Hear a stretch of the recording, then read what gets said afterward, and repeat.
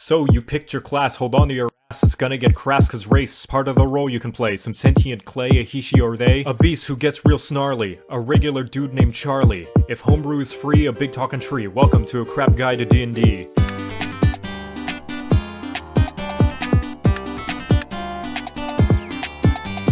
Arakakra, big bird, you got some wings so you can fly, and if non-weapon melee's preferred, they get sharp talents to scratch a guy. Or maybe you're more of an Aasimar, still avian, if you lower the bar, angelic people with radiant energy, or darkness if you flap your wings edgily. Bugbears aren't actually bears at all, more like beastly orcs and just as tall, but oddly sneaky and your arms are long, so you're really freaking good at playing basketball. But if going full beast is a little too far, you could always do half and decide to be a centaur, charging the enemies so they can readily get steadily back up while you stomping them deadly. For Sneaky Bunch, changeling's cool, you make a disguise, get a worthless tool, you can change your face to whatever race, there's nearly no limit who you can fool. Dragonborn, no not the Skyrim kind, are likely the kid of a bard that'll find dragons really hot, so now you shoot acid, or whatever other color your parents preferred. The typical dwarf with a beautiful beard, you work with your hands and are physically sturdy. You seem informed about rocks, which is weird, try not to obsess or the session will get wordy. Elves are pompous, a dozen flavors to match and mix, they live a long time, don't sleep instead trance, and are hard to be charmed, so bards keep it in your pants. Pick a fearbulg, a chill cow, most of which have druidic vow, and don't ask how, but they can turn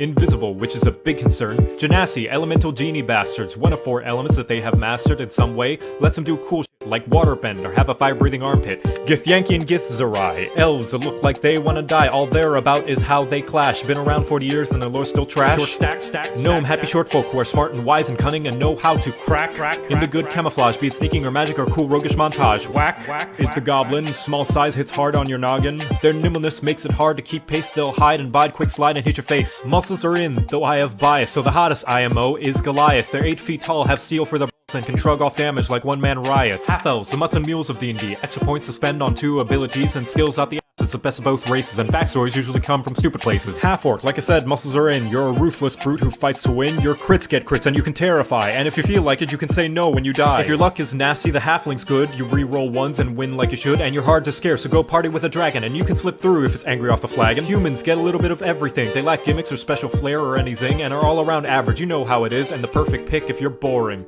Races, all the races. Races, all the races.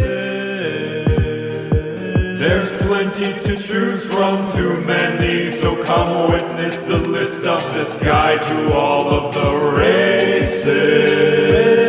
All the races.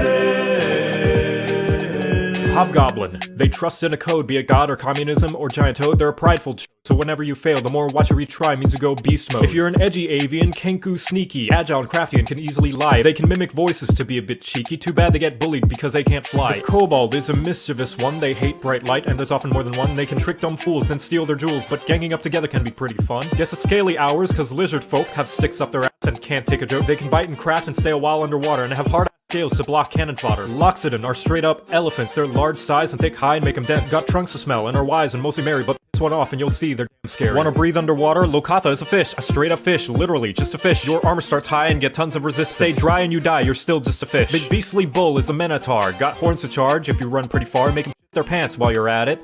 Being big and scary is a habit. Speaking of, orcs, superstitious and strong, but also often wrong with a -2 to int. That's okay, so to say, you're aggressive and massive. Got angry parents means they're rarely passive. Cat girls rejoice, Tabaxi is here, obsessed with stuff and quite the sightseer. Fast like a cat, get claws and climb far. Tons of coats like leopard, tiger, and jaguar. Tiefling's a demon with a lot of looks. They're horny and hot and often a provoker in the lore anyway, a lot of hate. It's normal, I guess, when you're a you want to be a big reptilian, who's strong and hardy, then Tortle. Has a shell that's AC's a million, so have fun being a hermit immortal. Triton is just an aquatic elf who evolved itself in the continental shelf, and you're basically Aquaman. Fish can understand you. No, they won't do your laundry just cause you demand to. The Verdant, like a goblin, but pretentious. Mind powers that make mystics contentious. Bunch of passive. What is this, peace hour? Come back and talk to me when you learn real power. You anti-pureblood like humans, but snaky. Never make a date with one, I hear they're flaky. Manipulative bunch with magic resistance. Don't take their oral offer, no matter the persistence. Fair human mix is the Kalishtar. Got a lot of mind shit that's really bizarre, like telepathy. Dream protectively, like angels if they couldn't be effectively. The Shifters, like a half lycanthrope, with 4 different types with exclusive features. You can't transform, at least not fully, so you often look more like a freakish creature. Simic hybrids are a random fusion of aquatic things, like a squid or a crab. Gain bonuses, depending which one, so have some big pincers for new ways ways to stab. Warforged, robots forged for war, don't have to eat or sleep or breathe, and what's more is you're tanky as well, being hard to steal. The only downside is you'll never truly feel. Vidalkin tells us nobody's perfect. Look like Navi people without the long neck, they get lots of bonuses, so smart's not shocking. Good luck ever getting one to stop talking. And that's the lot, and always remember class race importance is pretty seldom. Use whatever you fancy, make a chubby fighter dancing, now you know how to pick your race. You're welcome. Races,